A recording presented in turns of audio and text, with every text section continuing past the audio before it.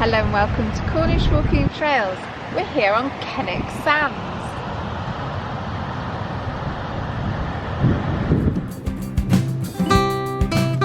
Seems like legacy. In today's video we've got three fantastic stories.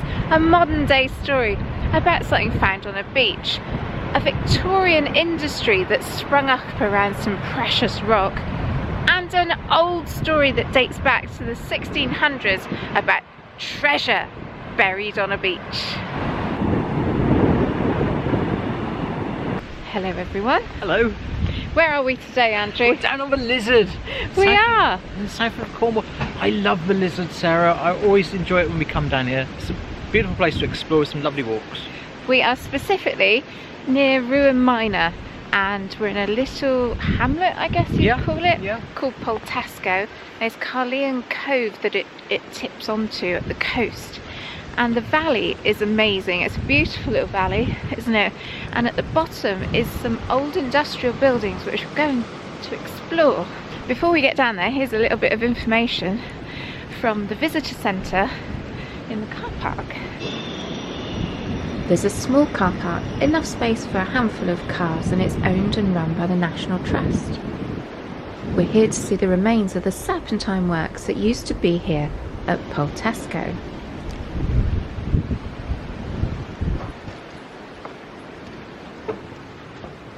The Poltesco barn!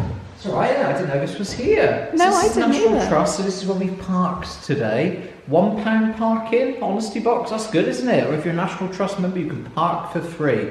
That's £1 we've clawed back from our membership, Sarah. Is that all? This is nice, and it's out the wind. It is a bit chilly today, isn't it? It is. So this is local history. What have we got? Here are the stories of Poltesco. What have we got here? Who are we Oh! going to listen to? Should we have one of the serpentine factory workers Yeah. from 1890? My name is Arthur Penhale. I work for Mr. Jabez Druitt at the Serpentine factory down at Carleon Cove. We work long hours here.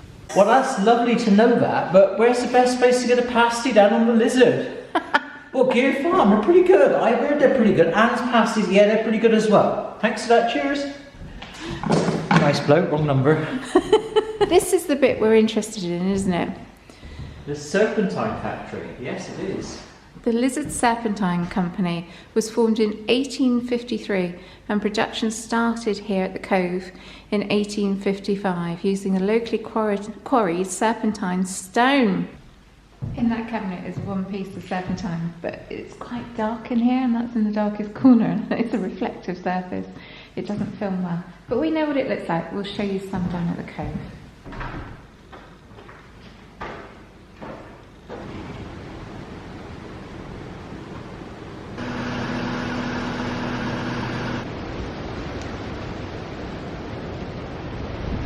Yesterday it was like spring. Today we're back with heavy coats, winter hats, gloves. So the daffodils are out and giving us some colour. It's so cold. This is the stuff we're talking about, Sarah. This It is is. serpentine, isn't it? It's like it's Lumps of it. almost like a green hue to it, isn't it? Yeah, greeny grey kind of colour that goes through it. Now, we don't quite understand the geological thing, but apparently the magma came up from the centre of the earth and came to the seabed. It quickly cooled and it created this very specific lump of rock It's here exactly at what the I was Lizard. gonna say, Sarah. It's exactly...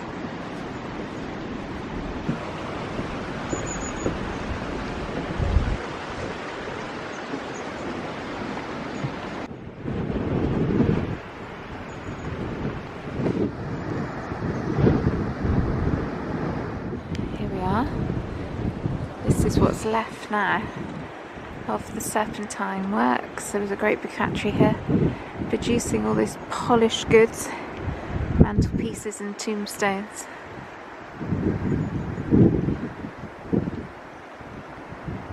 We have a couple of guidebooks here with us today, and we'll find somewhere a bit more sheltered to read them to you. One is from before there was an industry in this cove, and one is whilst it was going on. So I'm going to find somewhere sheltered and just read them out to you.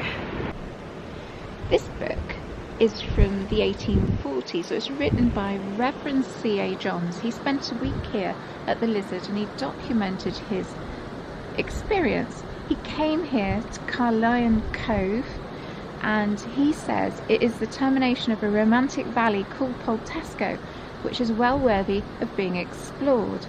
It differs in character from every other valley on the coast, and being composed of massive rocks through which a tolerably large stream battles its way, resembles a mountain ravine rather than a seaside outlet.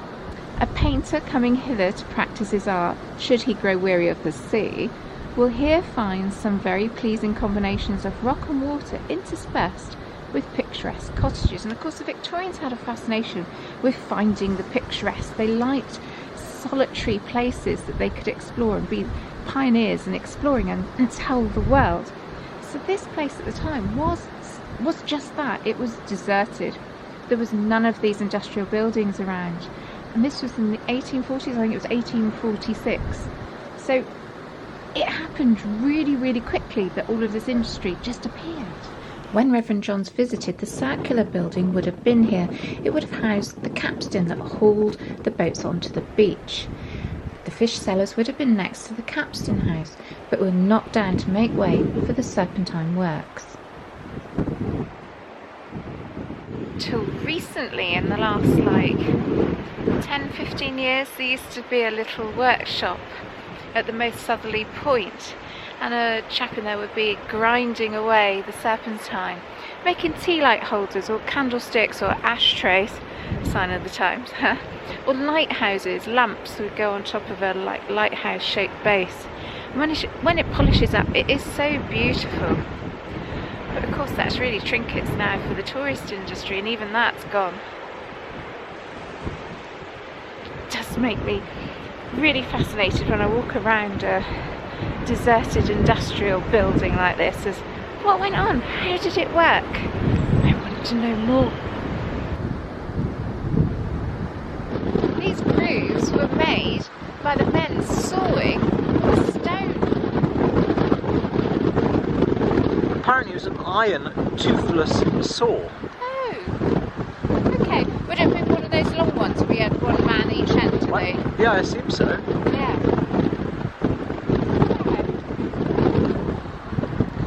You're touching history, Sarah. I am. You know what they say to that? Groovy, baby! So there's a couple of clues in here as to what this room was. Fireplace, and you can actually see the roof line where it joined to the taller building. The taller building is the warehouse where they kept the finished products. This is actually the office, and behind Andrew is where they had the machine floors, and they had a water wheel that drove the machinery that helped them cut and prepare and polish the products like fireplaces and tombstones. So if you can imagine, this would be where all the paperwork was done. Just outside here there would have been a wharf, and flat bottom boats came in at high tide. Boys were actually paid to keep those pebbles clear so the stream actually ran all the way to the sea. And flat bottom boats came up to the wharf, they were loaded, and then they carried their load to waiting ships about 100 foot offshore, and they transferred it and took it off wherever they wanted to go. Unfortunately, towards the end of this industry's lifetime, one of those boats going to France loaded with beautiful polished serpentine products sank uninsured, and that really was the demise, the end for this little industry here. So we think this line of stones marks the side of the wharf where the boats were loaded, and that building there was the offices. Behind you've got the machining workshops, and at the very back of the whole complex was a water wheel.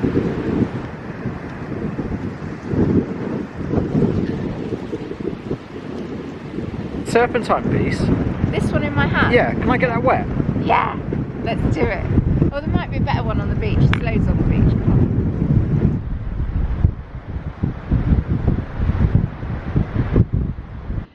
Spoilt for choice. Which one do you want? Oh, look at that one.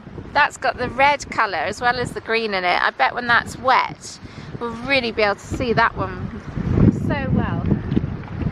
And again, that's got the pink in it. Yeah, you can see that red in the sunshine now coming out. Wow. So special, isn't it? Can we have a mantelpiece made of serpentine, That'd Andrew? be nice, wouldn't it? Woo! It's like walking on ball bearings. They're so rounded with the motion of the ocean that, yeah, you put your foot on it wrong and it just disappears. This is a Victorian book, one of those where somebody came to Cornwall and documented their experience. Most gorgeous image of St Michael's Mount on there. It's all embossed and it's beautiful. If you look at the bottom here, it says by the author of John Halifax, Gentleman. So the person that wrote this book, An Unsentimental Journey Through Cornwall, was actually a lady. And as it was back in the Victorian era, she wasn't allowed to put her name as the author on the front cover. However, she'd previously published a novel called John Halifax, Gentleman that had given her, it was a really popular book, so it had given her quite a status as an author. However, she still wasn't allowed to declare her name. She was called Dina Craig. Her husband was in the industry, hence she was probably able to get a foot through the door and get something published. They came to Cornwall, they being her, Dina Craig, her daughter, and we think it was either a friend of her daughter or maybe a lady's maid, something like that. Anyway, they came to this place, Poltesco. Let me just read what she documents. Poltesco, everybody goes to Poltesco, observed their guide Charles. So of course we went there too. At Poltesco are the principal serpentine works, the one commerce of the district. The monotonous hum of the machinery mingled oddly with the murmur of a trout stream which ran through the pretty little valley crossed by a wooden bridge, where a solitary angler stood fishing in imperturbable content. There were only about a dozen workmen visible, one of whom came forward and explained to us the mode of work, afterwards taking us to the showroom, which contained everything possible to be made of serpentine, from mantelpieces and tombstones down to brooches and studs. Very delicate and beautiful was the workmanship. The forms of some of the things, the vases, candlesticks especially, were quite Pompeian. In truth, throughout Cornwall we often came upon shapes, Roman or Greek, proving how even yet relics of early masters or colonisers linger in this western corner of England. And she goes on to say how she interacted with some of the people that were working in the mine, and she was pleasantly surprised because there was no pressing to buy, no looking out for gratuities, only a kindly politeness, which did not fail even when we departed, taking only a few little ornaments. We should like to have carried off a cartload, especially 2 enormous vases and a chimney piece, but travellers have limits to luggage and purse as well.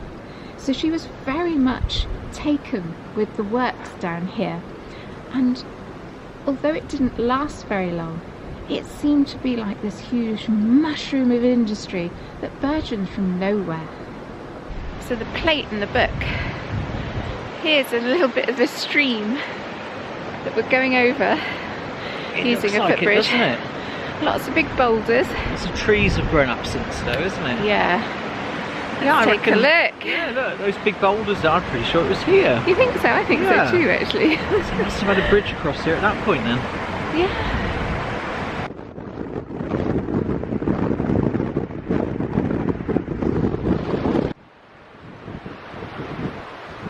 Date up there, 1866. It says LSCL, I think, doesn't it? Yeah, and that is Lizard Serpentine Company Limited, and that's on the warehouse here. So it started in about 1853. The ship sank in about 1893, I believe, so it went from nothing. Queen Victoria and Albert loved it. It went boom, mushroomed into this really industrious activity down here, and then the boat sank and it kind of just disappeared. 40 years. Big, then gone.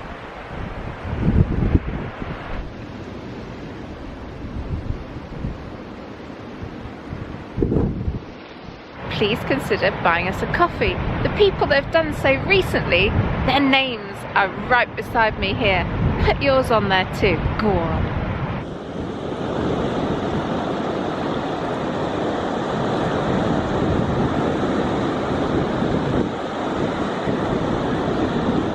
Right, Sarah, we're going to make a move now. Well, I thought we had one more story about the cove. We have. It's a more up-to-date history story, so let's go and tell you that. Come on. Sarah, we get things washed up on our beaches, don't we? We do indeed. We've seen first-hand evidence of it. We've been on beach cleans and things like that. We pick up lots of plastics and things like that, don't we?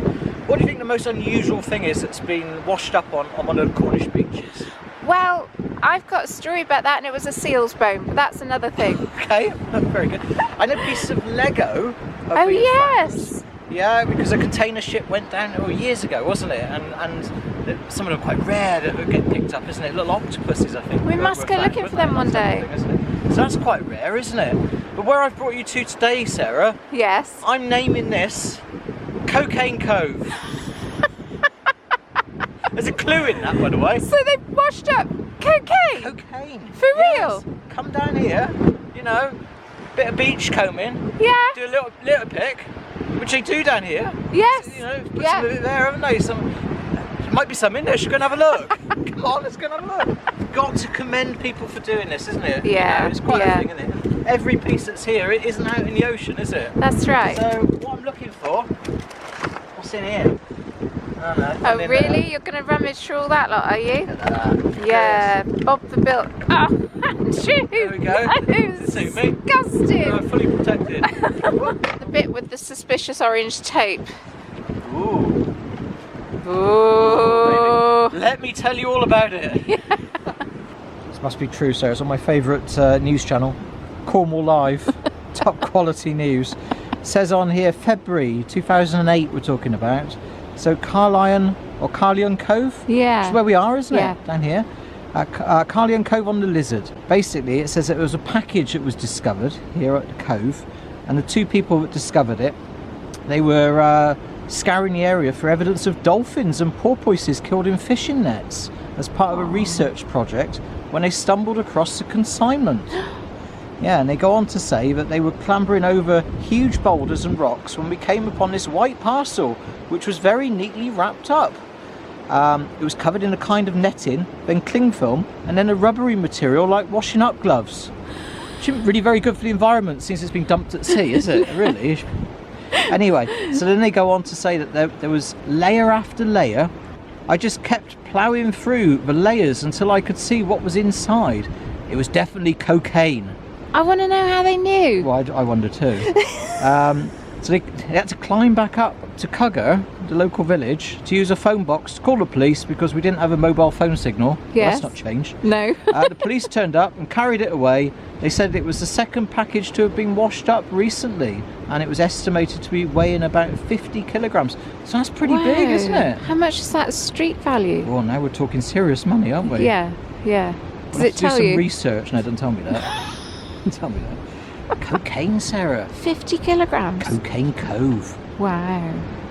Oh, sounds like they had a good day, didn't it? Yeah. But they're still telling that story now in the pubs, isn't it? You never guess what I found in Cornwall on the beach. Do you think there was really 51 kilograms? It might have been, innit? Yeah. They're living in a mansion somewhere now. But, yeah. Drugs, just say no. I think he's doing an impromptu beach clean. Oh well, every bit we pick up is a bit less to entangle in a fishy. It is a stunning cove. The pink pebbles are my favourite.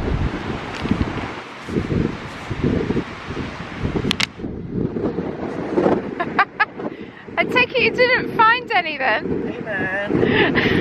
Oh man, it's so cool. You're like Dylan from the Magic Roundabout. Oh, I saw dolphins and porpoises and Pink dolphins. Far out. Yeah, no, I didn't find any. I had a good old look though. Had a good old look. Cocaine Cove. Cocaine Cove's a good name, isn't it? We're off to Treasure Cove now, aren't we? We are. We are. That's a whole other story. Come on, let's get going then.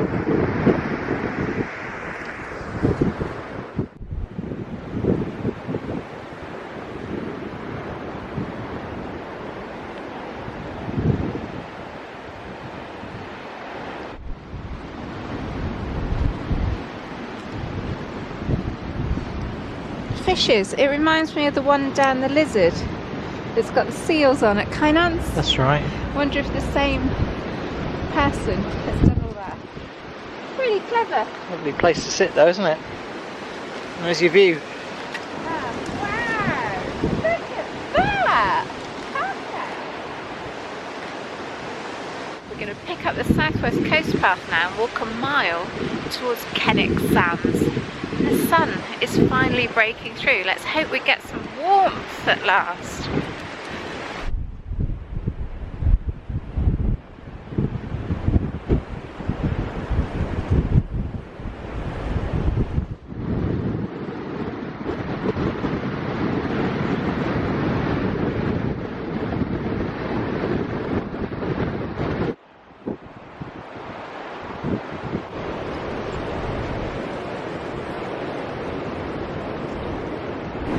Twigs and branches are making the most fantastic noise. Sounds like hundreds of ladies knitting, all their needles going clickety-clack.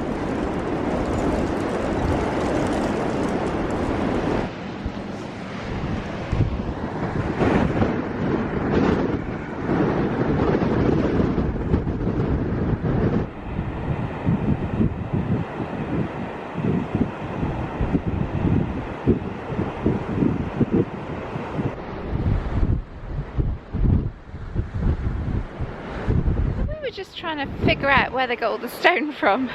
They wouldn't want to be transporting it very far. Not very far, would you? I hope it's so maybe quarry, maybe up here, yeah, or the bit in front of us. Looks like it's been carved back, doesn't it? still a few big chunks here, isn't there? And I guess you want the quality as well, don't you? So it doesn't disintegrate as you try and work it. Yeah, maybe. Who knows?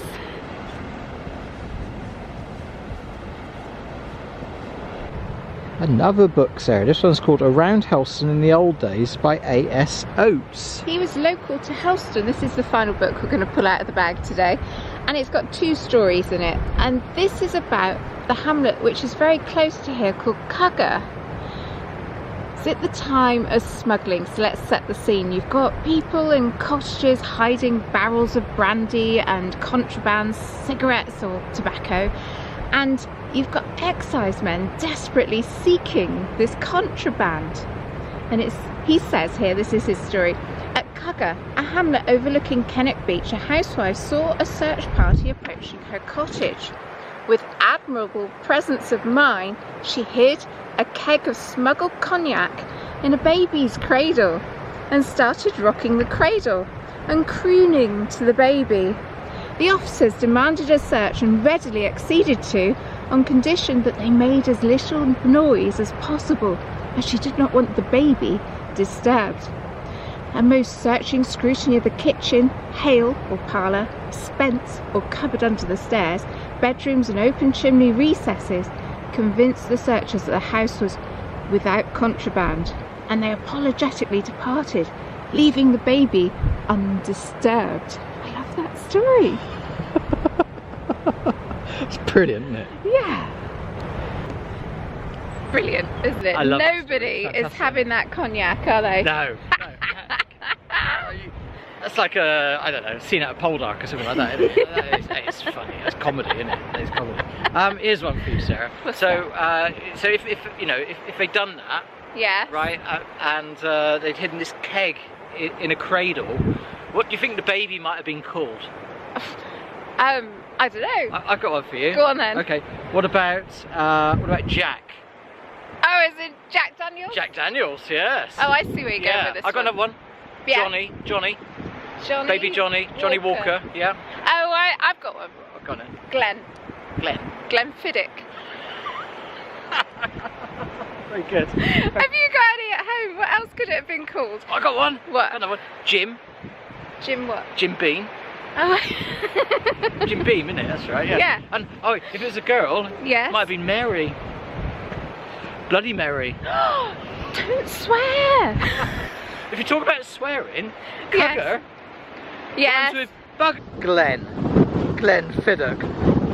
You should be on the stage.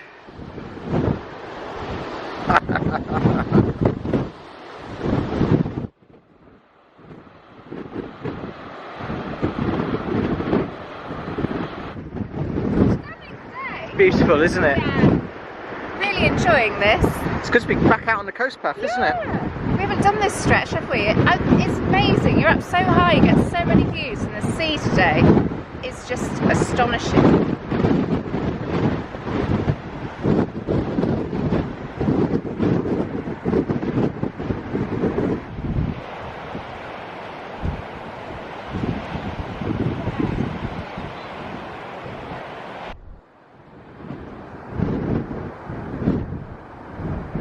So the sunshine has gone. I don't know what we said, but it's gone away. However, I am very happy because I'm actually ticking 2 places off my bucket list here today. There are 1 or 2 places in Cornwall that I just want to go because they're a silly name. Like Andrew always makes his stupid joke about cugger rhyming with mugger. Right. And we've always wanted to go to Cugger. We have, haven't we? And we've been there today. There's nothing there. And the other place I've always fancied going is Kennack Sands. And even though it's about to absolutely tip with rain, I'm really pleased we've got here. I've got a fabulous story about Kennack Sands. It's great. Have you brought your shovel, by the way? No, I couldn't fit it in my bag. Oh, that's a shame. I know. Bring your shovel if you come to Kennack Sands. We'll tell you why when we get there.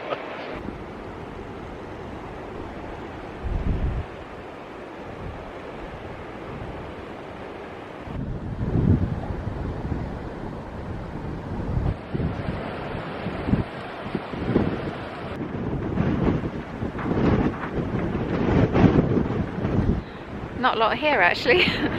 We seem to be the only people here. The cafe behind me is shut, the cafe in front of me is shut. The car park has 1 vehicle in it and I can't see anybody on the beach. We've got the place to ourselves. We've just noticed it is an AMPR car park, so Don't like them. bane of your life, Designed aren't to they? catch you out. Yeah, Money unfortunately. making rip-off scams. There we go.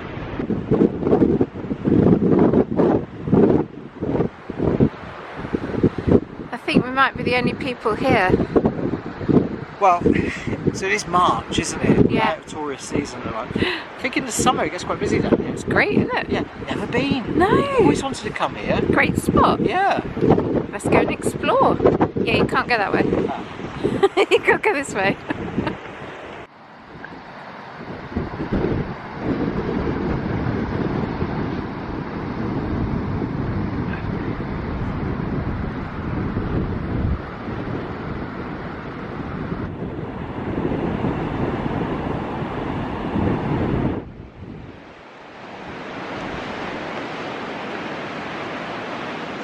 Have you found it yet?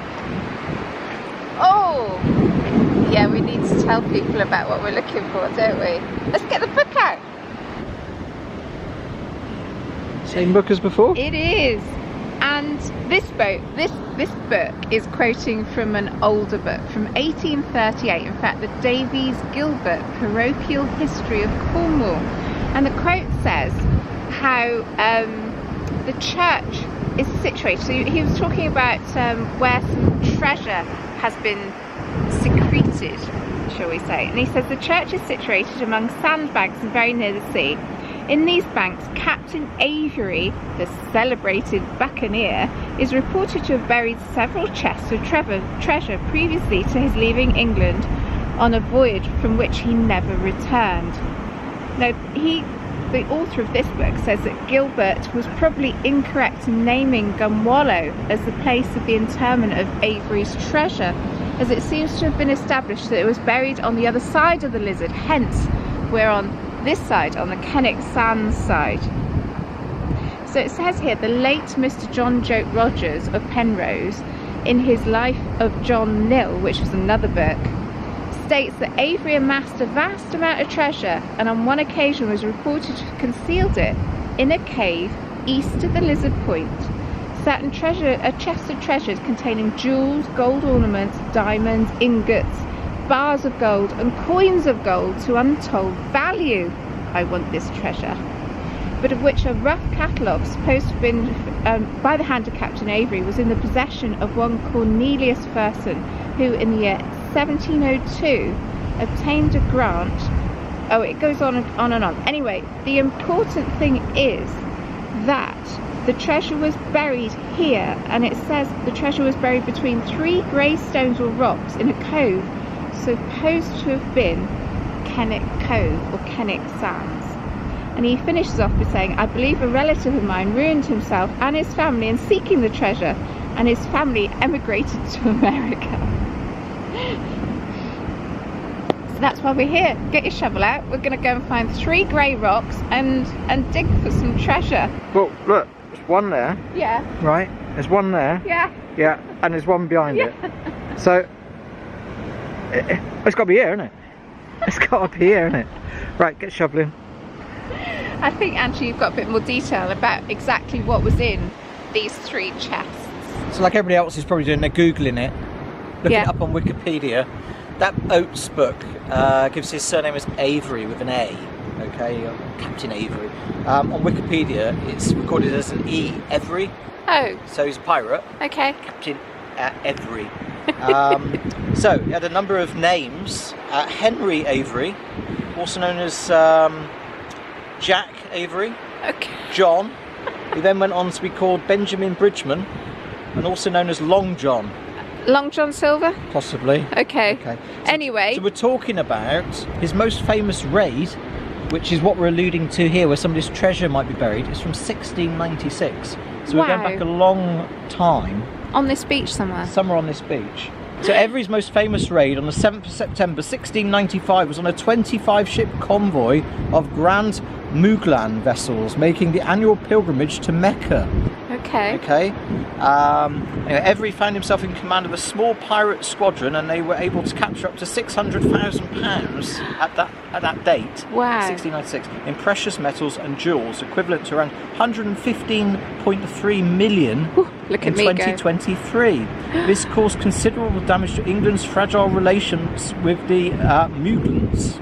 Anyway, there's a bounty put on his head Right. of up to £1,000, and he became the first recorded person in the world for a manhunt. Oh, So how this fascinating. reward was put up by the English government, Oh, okay. and also by the East India Company. Company. Oh. Yeah.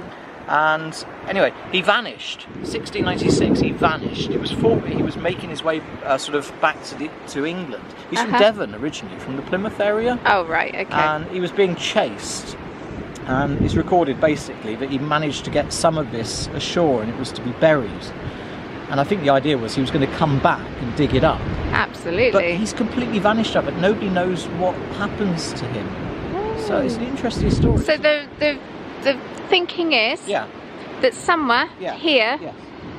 the treasure is buried near 3 grey rocks. Yes. Yeah. And what you were saying there, there was rights drawn up to look for this treasure, and that's what that Oates book is alluding to. I That's where see. the John Neal character comes in from. He was Mayor of Snipes. Yeah. He's an interesting character. Yeah. That big pyramid that's down there at the back of Snipes, the John Neal monument. Going that's- to be his tomb, That was going to be wasn't his it? tomb. He was never buried there. Again, he was buried up in London, wasn't he? But he was involved, and they bought up the rights, and for about 2 years in the 1700s, they spent the entire time down here with the rights to dig. I think it was anywhere from the Helford all the way around to sort of the Mullion area. Wow. No, Lobar it was, all the way around the Wow. Lizard. So they scoured this place, they scoured the caves, they scoured the beaches, they dug it up. But they never found it. Or if they did, they didn't tell anybody. So, oh, that's a good point. Yeah. I hadn't thought of that. You're smart. Anyway, so it could be here, or Kennack Sands. There's a bit more behind the headland, and at low tide you can actually walk around the headland to the second part. So you're looking for 3 grey rocks. Let's face it, it's not a very good landmark, is it? It's not, is it? No. No. Not impressed. I mean, if he'd said, look, I've buried it close to the beach cafe, yes. you know, Near the dead cow. 5 paces away from the beach cafe, Yeah. near the bins, Yeah. it would have been a bit easier, wouldn't it? No, 3 No. grey rocks. Yeah. There's one behind you, it's massive, so. It's like that what 3 words, isn't it?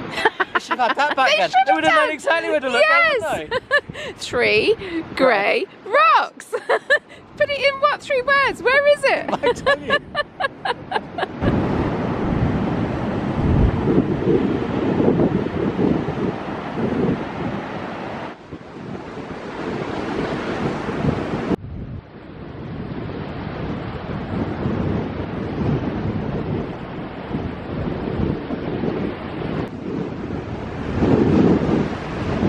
one. Start digging. Oh, Sarah, look. Ah. Yeah, they look a bit pink. It's more of a grey pink, I think.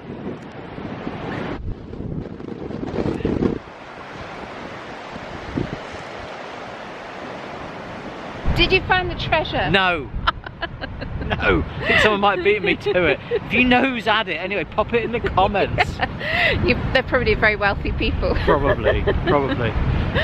So I think that's about it for our story today. We're not going to show our journey back to the car. We're going to finish the story here, aren't we? A video here. I love this part of Cornwall though. It's really interesting. There's so much history down here as well. And the scenery's fantastic. It's just nice to be back out on the coast path again. It is. Hope you've enjoyed today's video. If you have, leave us a thumbs up, send us a message, subscribe, all the usual stuff. And until next time, thanks for joining us. Bye.